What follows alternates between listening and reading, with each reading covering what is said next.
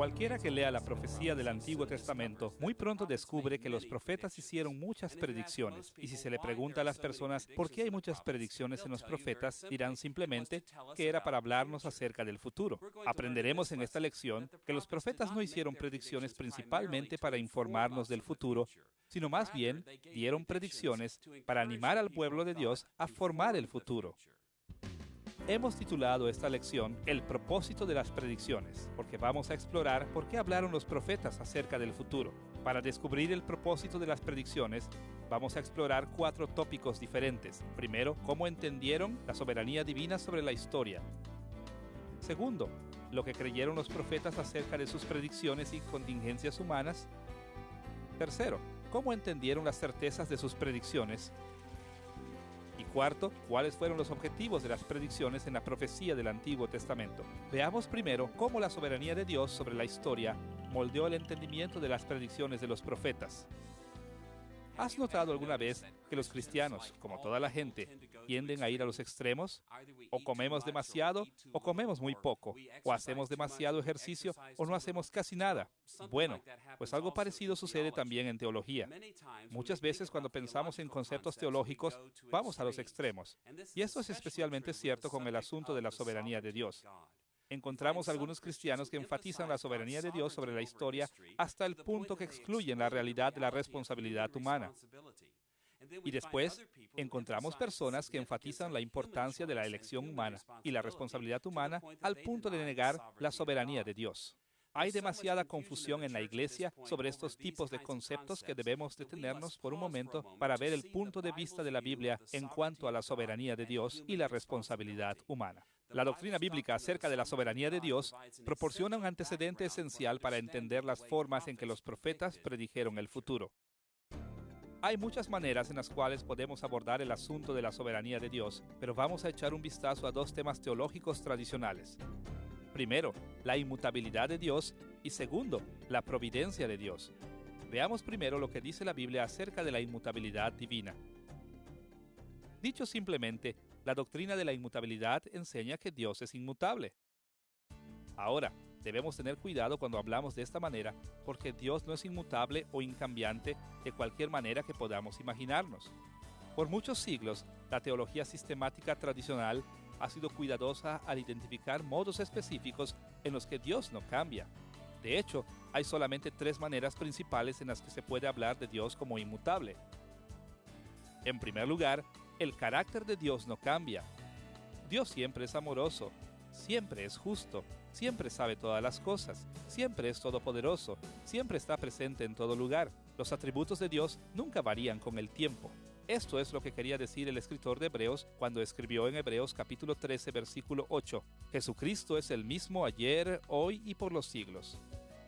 Dios no puede convertirse en algo diferente de lo que Él es. Él puede contar con su carácter para permanecer el mismo porque sus atributos son inmutables. Hay otro sentido en el que Dios es inmutable, además de su carácter o atributos. Esa inmutabilidad tiene que ver con las promesas de su pacto. Cuando Dios hace un voto en un pacto, permanece válido por siempre y nunca será roto. Una vez más, el escritor de Hebreos resume notablemente la enseñanza de las Escrituras sobre este asunto. En Hebreos capítulo 6, versículos 16 y 17, leemos estas palabras. Porque los hombres ciertamente juran por uno mayor que ellos, y para ellos, el fin de toda controversia es el juramento para confirmación. Por lo cual, queriendo Dios mostrar más abundantemente a los herederos de la promesa la inmutabilidad de su consejo, interpuso juramento. Como aclara este pasaje, cuando Dios toma un juramento en un pacto, podemos estar seguros de que no va a variar de lo que dijo. Una tercera forma en la que la Escritura nos enseña que Dios es inmutable es con relación a su consejo eterno o su plan eterno para el universo.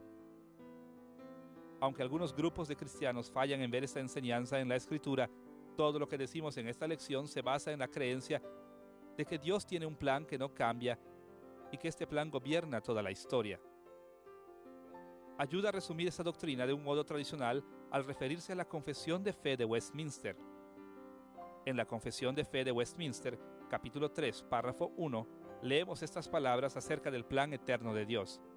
Dios desde la eternidad, por el sabio y santo consejo de su voluntad, ordenó libre e inalterablemente todo lo que sucede. Esta declaración confesional expresa la soberanía de Dios de una manera muy clara. Dicho simplemente, Dios tiene un plan para el universo. Es extenso y no falla. El apóstol Pablo habló de este plan de Dios en sus epístolas. Por ejemplo, en Efesios capítulo 1, versículo 11, escribe estas palabras: conforme al propósito del que hace todas las cosas según el designio de su voluntad. Según el apóstol, Dios tiene un plan que incluye todo y Dios hace todas las cosas de acuerdo a ese plan. El profeta Isaías habló de este plan de Dios que abarca todo.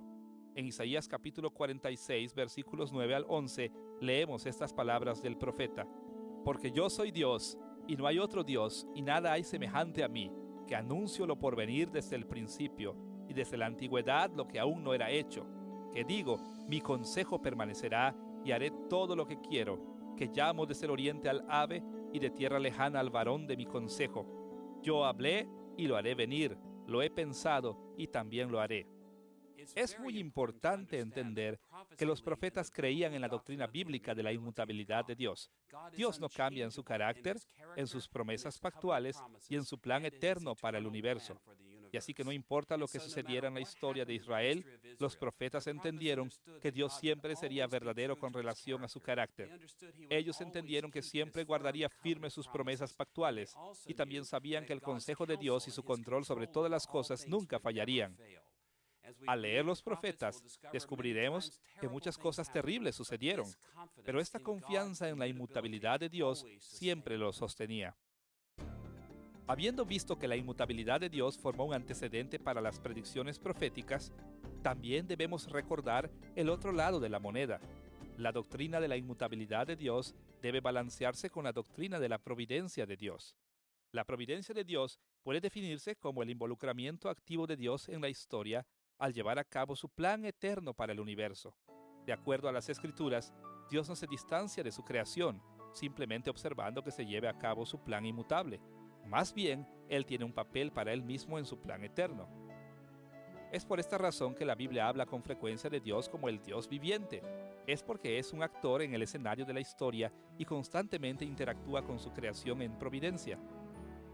Una vez más, la Confesión de Fe de Westminster puede ayudarnos a entender esos asuntos claramente. En el capítulo 5, párrafo 2, leemos estas palabras acerca de la providencia de Dios. Aunque con respecto a la presciencia y los decretos de Dios, quien es la primera causa, todas las cosas sucederán inmutable e infaliblemente, sin embargo, por la misma providencia las ha ordenado de tal manera que sucederán conforme a la naturaleza de las causas secundarias, sea necesaria, libre o contingentemente. Aquí vemos, primero, que desde una perspectiva interna, el plan de Dios se cumplirá sin falla, inmutable e infaliblemente. Pero también vemos que desde una perspectiva providencial histórica, Dios cumple su plan interactuando con su creación de diferentes maneras. Él interactúa con segundas causas o causas a criaturas en 3 diferentes formas, por lo menos. Dios cumple su plan ordenando los acontecimientos para que siga uno al otro, necesaria, libre y contingentemente. Estas distinciones son importantes, así que vamos a analizarlas un poco. Algunas veces la providencia de Dios causa que sucedan las cosas necesariamente. Los acontecimientos que tengo en mente aquí son cosas que se llevan a cabo de acuerdo a las leyes regulares de la naturaleza, leyes como la ley de la gravedad. Las leyes de la naturaleza proporcionan modelos de providencia predecibles y necesarios. Sin embargo, al mismo tiempo, la confesión de fe también establece que algunos acontecimientos ocurren libremente. En otras palabras, parecen al azar desde un punto de vista humano. Tirar los dados, los pronósticos del tiempo y otras cosas en la vida están bajo el control de Dios en última instancia, pero parecen, desde un punto de vista humano, que son al azar o no tienen asociación alguna. Finalmente, la confesión de fe nos dice que algunas cosas suceden en la historia contingentemente. Claro, Dios siempre está a cargo de todos estos acontecimientos, pero Él controló la dirección de la historia en estos casos al interactuar con las contingencias de las elecciones humanas. Los profetas no creían únicamente que el plan eterno de Dios sería cumplido absolutamente sin falla alguna, sino que también creían que el plan de Dios involucraba la elección humana y la reacción humana. Este hecho juega un papel tan central en el ministerio profético que debemos analizarlo cuidadosamente. Con el antecedente en mente de inmutabilidad y providencia divinas, podemos dirigirnos ahora a nuestro segundo tema, las predicciones y las contingencias. Hasta aquí hemos visto que algunas veces Dios cumple su plan eterno a través de las eventualidades de la elección humana. Aquí, lo que vamos a ver es que estos tipos de contingencias humanas tuvieron un efecto significativo en las predicciones de la profecía del Antiguo Testamento. Algunas veces, la elección humana, interviniendo entre la predicción profética y el cumplimiento de esa profecía, podía tener una influencia significativa en el desenlace de la historia. Para explorar la relación entre las predicciones y las contingencias, necesitamos tocar dos asuntos. Primero, los patrones generales que nos enseña la Biblia a esperar y, segundo, algunos ejemplos específicos de esta dinámica. Veamos primero el modelo básico o general que involucraba predicciones y contingencias históricas. Quizá el mejor pasaje en los profetas que nos puede ayudar a ver este patrón general es Jeremías capítulo 18, versículos 1 al 10. Este pasaje es tan importante que debemos analizarlo cuidadosamente. Debemos tocar tres aspectos de este pasaje. Primero, la observación de Jeremías en capítulo 18, versículos 1 al 4.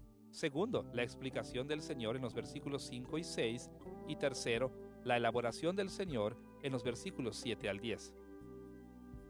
Escuchemos primero la observación de Jeremías en los versículos 1 al 4. Palabra de Jehová que vino a Jeremías diciendo: Levántate y vete a casa del alfarero, y allí te haré oír mis palabras. Y descendí a casa del alfarero, y he aquí que él trabajaba sobre la rueda, y la vasija de barro que él hacía se echó a perder en su mano. Y volvió y la hizo otra vasija, según le pareció mejor hacerla. Dios le dice a Jeremías: anda a casa del alfarero. Jeremías entró en la casa del alfarero, donde lo vio trabajando en el barro de una manera y después cambiando su diseño cuando vio que el barro se echó a perder. El alfarero trabajó con el trozo de barro, moldeándolo como mejor le parecía. La observación de Jeremías en la casa del alfarero tuvo un valor simbólico importante que Dios quería que viera Jeremías. Así, en los versículos 5 al 6, el Señor le dijo a Jeremías la importancia de esta experiencia. Entonces vino a mí palabra de Jehová diciendo: ¿No podré yo hacer de vosotros como este alfarero, oh casa de Israel? Dice Jehová: He aquí que como el barro en la mano del alfarero, así sois vosotros en mi mano, oh casa de Israel. Este pasaje dice, como muchos en la Biblia, que el alfarero representaba al Señor y el barro representaba a Israel. Como lo aclara este pasaje, Dios se reservó el derecho de hacer lo que le parecía mejor con su pueblo, de la misma manera en que el alfarero lo hacía con su barro. Claro, como hemos visto, Dios nunca violaría su carácter inmutable, ni sus pactos, ni su plan eterno. Sin embargo, dentro de estos parámetros, Dios es libre de variar las formas en que maneja a su pueblo. Teniendo en mente la observación del alfarero, y después con la explicación de Dios, estamos en posición de ver cómo trabajó Dios en este acontecimiento. En pocas palabras, Dios aplicó esta analogía del alfarero y del barro a predicciones proféticas. En primer lugar, Dios mencionó predicciones de juicio en los versículos 7 y 8. En un instante hablaré contra pueblos y contra reinos para arrancar y derribar y destruir. Pero si esos pueblos se convierten de su maldad contra la cual hablé, yo me arrepentiré del mal que había pensado hacerles. Nótese la manera en la que Dios describe la situación. Él dice que puede anunciar juicio en cualquier momento a cualquier nación. Sin embargo, si interviene una eventualidad histórica de arrepentimiento, entonces Dios puede ceder. Puede ser que no se cumpla lo que se predijo. En pocas palabras, la contingencia histórica de la elección humana podía hacer una gran diferencia en la manera en que Dios cumplía una profecía de juicio. Ahora, para mostrar que este principio se aplicaba también a otros tipos de predicciones, Dios habló de predicciones de bendiciones en los versículos 9 hasta el 10. Y en un instante hablaré de la gente y del reino, para edificar y para plantar. Pero si hiciere lo malo delante de mis ojos, no oyendo mi voz, me arrepentiré del bien que había determinado hacerle.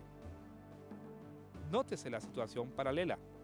Dios dijo que podría anunciar la bendición de seguridad y prosperidad en cualquier tiempo y a cualquier nación. Aunque si hay una contingencia histórica interpuesta de rebelión y desobediencia, entonces el resultado puede ser que Dios pueda ceder y no hacer el bien que se había propuesto. Jeremías 18 nos enseña un principio que debemos estar listos para aplicar a cada profecía bíblica. Dios le dijo a Jeremías que él era libre de reaccionar a los modos en que respondían los seres humanos a las amenazas de juicios y ofrecimientos de bendiciones. Al echar un vistazo a la profecía bíblica, descubriremos que Dios siempre observaba para ver cómo reaccionaría su pueblo a la palabra profética y después determinaba qué hacer en el futuro de ellos. Ahora que hemos visto el principio general de predicciones y eventualidades, sería bueno ver algunos ejemplos de este principio en acción. Hay un sinfín de ejemplos en la Biblia cuando la eventualidad de la elección humana hizo una gran diferencia en el cumplimiento de las profecías. Veamos solamente 2 ejemplos de las muchas veces que aparece esta dinámica. Primero, una predicción por el profeta Semaías y después la predicción de Jonás. Veamos primero la predicción de Semaías. En 2 de Crónicas, capítulo 12, versículo 5, leemos el anuncio de juicio de Semaías. Entonces vino el profeta Semaías a Roboam y a los príncipes de Judá que estaban reunidos en Jerusalén por causa de Sisac, y les dijo: Así ha dicho Jehová, vosotros me habéis dejado, y yo también os he dejado en manos de Sisac. Nota que Semaías no ofreció condición explícita alguna para esta profecía. Para la gente que desconoce los ministerios de los profetas, suena como si Semaías reveló un decreto inmutable, eterno de Dios. Pero Roboam y los líderes de Judá sabían bien. Ellos esperaban que estas palabras fueran solamente una advertencia de parte de Dios, una advertencia de lo que Dios iba a hacer si ellos no se arrepentían. Así que encontramos en el capítulo 12, versículo 6 estas palabras: Y los príncipes de Israel y el rey se humillaron y dijeron: Justo es Jehová. Cuando Roboam y los líderes de Judá escucharon la profecía de juicio, ellos supieron qué hacer. Ellos tenían que clamar a Dios en arrepentimiento con fe, buscando su misericordia. Al continuar leyendo este pasaje, nos damos cuenta de que la contingencia histórica interventora de la oración humilde tuvo un efecto dramático en el cumplimiento de la predicción de Semaías. De hecho, Semaías mismo reconoce este efecto. Escuchemos lo que dijo después de que los líderes se arrepintieron. En los versículos 7 y 8 leemos estas palabras: Y cuando Jehová vio que se habían humillado, vino palabra de Jehová a Semaías diciendo: Se han humillado, no los destruiré, antes los salvaré en breve, y no se derramará mi ira contra Jerusalén por mano de Sisac. Pero serán sus siervos, para que sepan lo que es servirme a mí y qué es servir a los reinos de las naciones. Este pasaje aclara que el ministerio de Semaías era similar al de los predicadores hoy en día.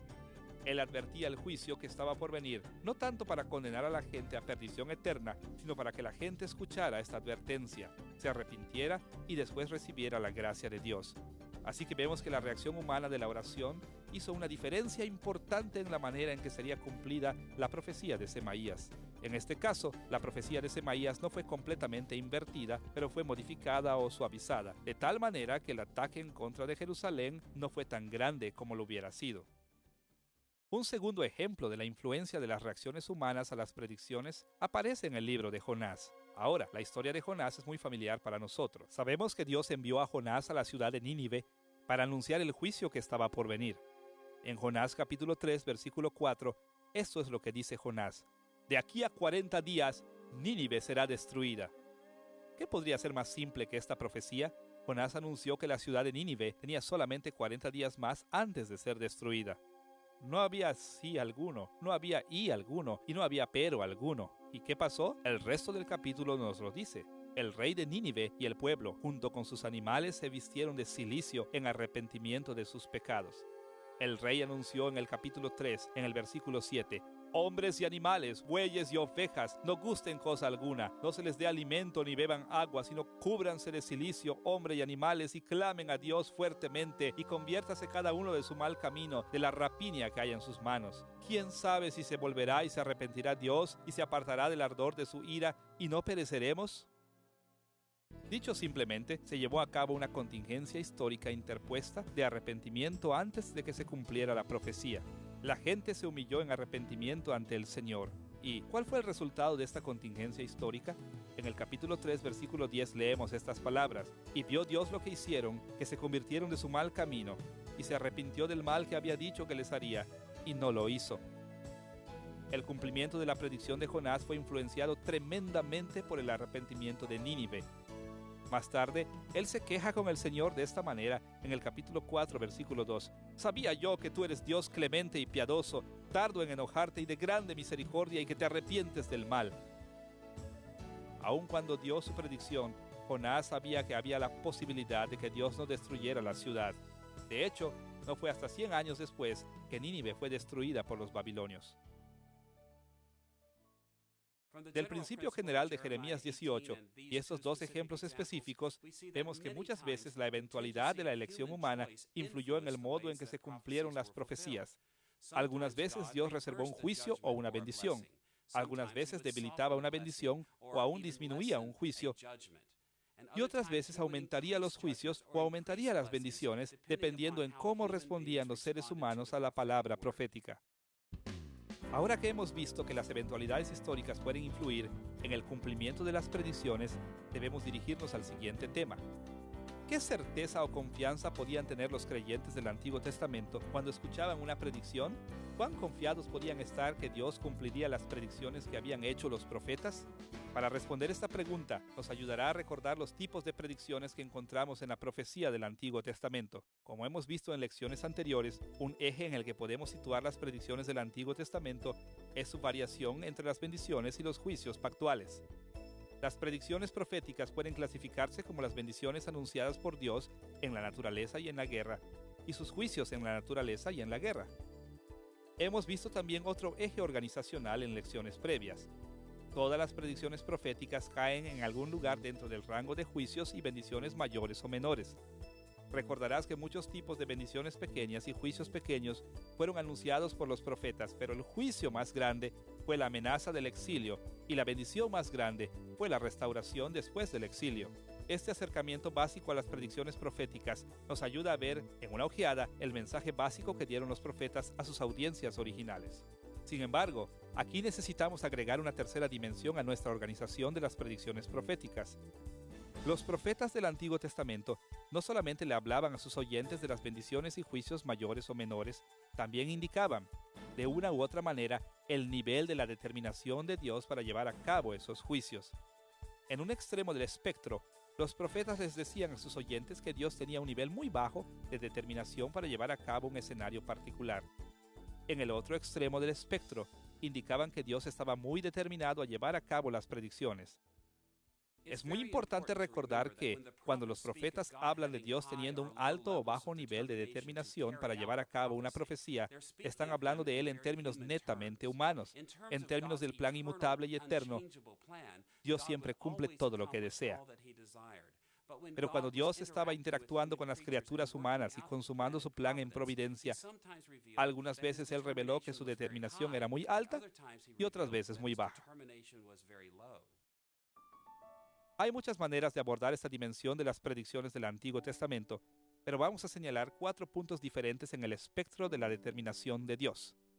En primer lugar, los profetas hicieron un buen número de profecías que revelan que Dios no había comprometido la historia hacia una dirección u otra. Ellos hicieron esto al calificar sus predicciones con condiciones explícitas. Condiciones explícitas en forma de enunciados de sí entonces aparecen muchas veces en los profetas del Antiguo Testamento.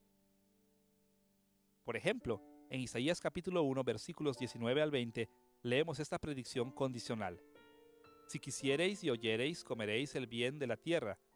Si no quisiereis y fuereis rebeldes, seréis consumidos a espada, porque la boca de Jehová lo ha dicho. En este pasaje, el profeta Isaías hace claro que el pueblo de Dios tenía una opción. Si se sometían al Señor, serían bendecidos, pero si no lo hacían, serían juzgados. Muchas veces, los profetas indican estos tipos de condiciones para que la gente sepa que Dios todavía está abierto a la dirección que tomaría la historia. Y esa dirección sería determinada por los tipos de elecciones que ellos hicieran. Un segundo punto, junto al eje de la determinación, aparecen las predicciones incondicionales. Estos pasajes son declaraciones simples acerca del futuro. No aparecen condiciones explícitas en ellas. En tales casos, los profetas revelaron que en ese momento Dios estaba más determinado a tomar el futuro en una dirección en particular. Pero sabemos por los desenlaces de esas predicciones que niveles más altos de respuesta humana podían hacer girar los acontecimientos en direcciones diferentes. Ya hemos visto un ejemplo de ese tipo de predicción en Jonás capítulo 3, versículo 4. El profeta dijo estas palabras: de aquí a 40 días, Nínive será destruida. No hay condiciones explícitas en esta profecía, y el profeta Jonás hace claro que Dios estaba determinado a destruir la ciudad. Aún así, el arrepentimiento notable y extenso dentro de la ciudad de Nínive causó que Dios retardara su juicio en contra de esa ciudad. Las bendiciones pactuales también aparecen en forma de predicciones incondicionales. Escuchemos lo que dijo Ageo a Zorobabel en Ageo capítulo 2, versículos 21 al 23. Habla a Zorobabel, gobernador de Judá, diciendo: yo haré temblar los cielos y la tierra, y trastornaré el trono de los reinos, y destruiré la fuerza de los reinos de las naciones. En aquel día, dice Jehová de los ejércitos, te tomaré, oh Zorobabel, hijo de Salatiel, siervo mío, dice Jehová, y te pondré como anillo de sellar, porque yo te escogí, dice Jehová de los ejércitos. Este pasaje aclara que Dios estaba listo para destruir las naciones que rodeaban a Israel y hacer a Zorobabel rey sobre su pueblo. No hay condiciones explícitas, aunque sabemos que esto nunca sucedió. Zorobabel nunca llegó a ser rey sobre el pueblo de Dios, y las naciones que rodeaban a Israel no fueron destruidas. ¿Por qué fue así? Fue porque la comunidad posexílica falló a su obediencia al Señor, y esta contingencia humana tuvo un efecto en la manera en que se cumplió la profecía. Aunque algunas predicciones representan a Dios abierto a muchas posibilidades, los profetas del Antiguo Testamento también indicaron algunas veces que Dios tenía un grado de determinación más alto para llevar los acontecimientos hacia una dirección en particular. Al mostrar que Dios confirmaba ciertas predicciones, ellos comunicaban la determinación más alta de Dios. Hay dos maneras principales en las que los profetas del Antiguo Testamento confirmaron sus predicciones. Primero, Dios indicaba su determinación más alta con palabras. Segundo, Él mostraba sus intenciones con señales. Veamos primero las confirmaciones verbales que Dios ofrecía a su pueblo. Uno de los mejores ejemplos de confirmación verbal aparece en el primer capítulo de Amós. Escuchemos lo que dice el profeta Amós en el capítulo 1, versículo 3 de su libro. Por 3 pecados de Damasco, y por el cuarto no revocaré su castigo. Las palabras no revocaré su castigo forman un rasgo repetido de las predicciones de este capítulo. ¿Por qué repitió Dios este enunciado una y otra vez? Él quería comunicar que tenía un alto nivel de determinación para llevar a cabo estos juicios. ¿Pero quería decir esta confirmación que no había manera de evitar el juicio de Dios? El profeta hizo claro que el arrepentimiento sincero y total todavía podía apartar la ira de Dios. Escuchemos lo que dijo el Señor en Amós capítulo 5, versículos 4 y 6. Pero así dice Jehová a la casa de Israel: buscadme y viviréis, buscad a Jehová y vivid, no sea que acometa como fuego a la casa de José y la consuma sin haber en Betel quien lo apague. Amós capítulo 1 y 2 muestra que Dios estaba altamente determinado a enviar su fuego de ira aún contra la casa de Israel. Pero este pasaje demuestra que el arrepentimiento sincero y extenso todavía puede tener un efecto sobre la ira de Dios. Muchos pasajes en la profecía del Antiguo Testamento son como este. Los profetas indican cuán altamente determinado está Dios al usar palabras para confirmar su determinación. Hicieron esto con el fin de motivar a sus oyentes a buscar seriamente a Dios y a arrepentirse sinceramente. Los profetas no solamente agregaron confirmaciones verbales de la determinación elevada de Dios, sino también revelaron niveles altos de intención divina al conectar sus predicciones con señales. Por todo el Antiguo Testamento encontramos que los profetas realizaron varias señales y acciones simbólicas para hacer claro que Dios tenía niveles muy altos de determinación para hacer ciertas cosas. Cuando una señal acompañaba una profecía, mostraba que Dios estaba determinado a llevar a cabo lo que había dicho el profeta. Un ejemplo muy claro de esta práctica aparece en Isaías capítulo 7. Recordarás que Isaías advirtió a Acaz que debería confiar en Dios en tanto que los sirios y los israelitas estaban viniendo contra él. Pero Acaz se rehusó y Dios le dijo esto en Isaías capítulo 7, versículo 11. Pide para ti señal de Jehová tu Dios, demandándola ya sea de abajo en lo profundo o de arriba en lo alto. Isaías ofreció una confirmación de que Dios lo cuidaría, pero en hipocresía Acaz la rechazó. Así que Dios dio una señal, pero en lugar de dar una señal de salvación, se convirtió en una señal de condenación. Así que vemos que los profetas no solamente dieron predicciones condicionales y predicciones incondicionales, sino que también confirmaron muchas de sus profecías con palabras y señales para revelar que Dios tenía un alto nivel de determinación para ir en una dirección en particular. Un cuarto tipo de predicción revela que Dios estaba completamente determinado a llevar a cabo lo que había dicho por medio de los profetas. Estos tipos de predicciones toman la forma de votos divinos. Con frecuencia, las palabras de los profetas anunciaban simplemente que Dios había jurado hacer algo. Por ejemplo, en Amós capítulo 4, versículo 2, Dios toma un voto que las mujeres ricas de Samaria serían llevadas por sus enemigos. Escucha cómo lo puso el profeta. Jehová el Señor juró por su santidad. He aquí vienen sobre vosotras días en que os llevarán con ganchos. Otra fórmula para jurar aparece en Ezequiel capítulo 5, versículo 11. Allí leemos estas palabras. Por tanto, vivo yo, dice Jehová el Señor, ciertamente por haber profanado mi santuario con todas sus abominaciones, te quebrantaré yo también. Mi ojo no perdonará, ni tampoco tendré yo misericordia. Cuando Dios agrega un voto a una predicción profética, eleva esa predicción al nivel de ser una certeza del pacto. Dios hizo votos en sus pactos que llevaría a cabo todo lo que había dicho que iba a hacer. Cuando los profetas agregaron un juramento divino a una predicción, indicaban que Dios está absolutamente determinado a llevar a cabo lo que había dicho que iba a hacer. Ahora, en tanto que es verdad que Dios estuvo completamente determinado para llevar a cabo las predicciones calificadas por juramentos, debemos ver que todavía hay alguna latitud para que Dios reaccione de alguna manera en las contingencias históricas que sucedían en el interín. Frecuentemente la pregunta de cuándo permanece en la balanza. El tiempo puede ser influenciado por las reacciones de la gente que escuchan una predicción. Segundo, precisamente quien experimentará la predicción frecuentemente permanecerá flexible. Y tercero, los medios por los que se llevará a cabo una predicción con frecuencia se dejan sin especificación. Y cuarto, el grado en el que se cumplirá una predicción siempre queda como una pregunta abierta. Consideremos el juramento de juicio que se encuentra en Amós capítulo 6, versículo 8. Jehová el Señor juró por sí mismo. Jehová Dios de los ejércitos ha dicho, abomino la altivez de Jacob y aborrezco sus palacios, y entregaré al enemigo la ciudad y cuanto hay en ella. Aunque antes en su libro Amós dejó la posibilidad de escape, era claro ahora que Amós condenó a Samaria a la destrucción total. Aunque es evidente también que ese juramento no contesta preguntas que aún permanecen abiertas, tales como ¿cuándo?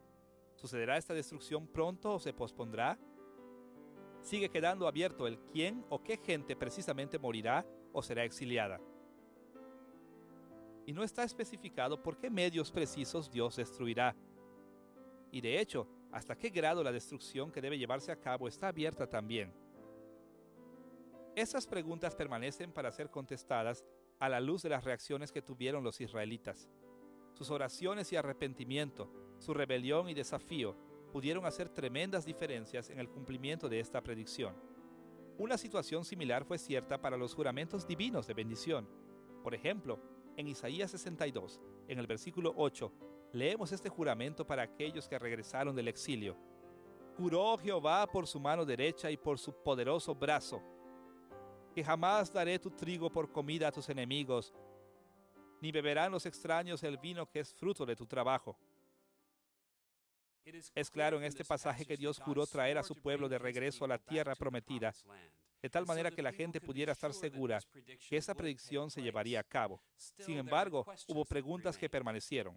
¿Cuándo haría Dios esto? ¿Quiénes serían traídos de regreso a la tierra? ¿Por qué medios se lograría esta restauración? ¿Y hasta qué grado se llevaría a cabo esta restauración?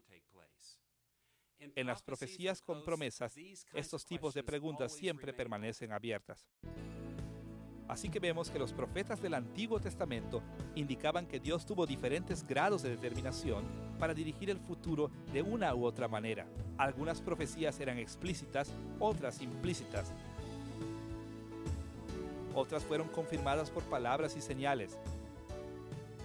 Y finalmente, algunas predicciones fueron aseguradas por promesas divinas. En tanto estudiamos las predicciones de los profetas del Antiguo Testamento, siempre es importante recordar la conexión entre las predicciones y las contingencias históricas que se daban en ese momento. Dios tuvo varios niveles de determinación para llevar a cabo lo que dijeron los profetas, y estaríamos en gran desventaja si no recordamos estos diversos niveles de determinación. Ahora que hemos visto cómo entendían los profetas la seguridad de sus predicciones, estamos en posición de discernir los objetivos de las predicciones proféticas. ¿Por qué hicieron predicciones los profetas? ¿Cuáles fueron sus propósitos? Para contestar esta pregunta, necesitamos tocar, primero, las perspectivas populares y segundo, las perspectivas correctas en el propósito de las predicciones. Veamos primero un concepto erróneo muy difundido del propósito de las predicciones del Antiguo Testamento. Si hay un punto de vista predominante del propósito de las predicciones en el Antiguo Testamento, se puede resumir en la palabra pronosticación. Como sabemos, cuando los profesionales médicos hablan de un pronóstico, nos están diciendo lo que piensan acerca del desenlace de una enfermedad o cómo puede ser en el futuro una condición. De manera similar, esto es lo que muchos cristianos entienden de los profetas. Creen que los profetas simplemente predecían el futuro, predecían las cosas que iban a suceder. Ahora, hay un elemento de verdad en este punto de vista. Los profetas revelaban que, en cualquier tiempo, Dios estaba determinado a ir en una u otra dirección, aunque debemos recordar siempre que las contingencias históricas inmediatas pudieron tener efectos significativos en el modo en que se cumplieron las profecías. Un pasaje tras esta preocupación popular de la pronosticación es Deuteronomio capítulo 18, versículos 20 al 22. En este pasaje Moisés declaró un criterio para que Israel pudiera determinar si un profeta era un verdadero o falso profeta. El versículo 21 se refiere a una pregunta que hace Moisés a favor de los israelitas. Y si dijeres en tu corazón, ¿cómo conoceremos la palabra que Jehová nos ha hablado? El versículo 22 da la respuesta a esa pregunta.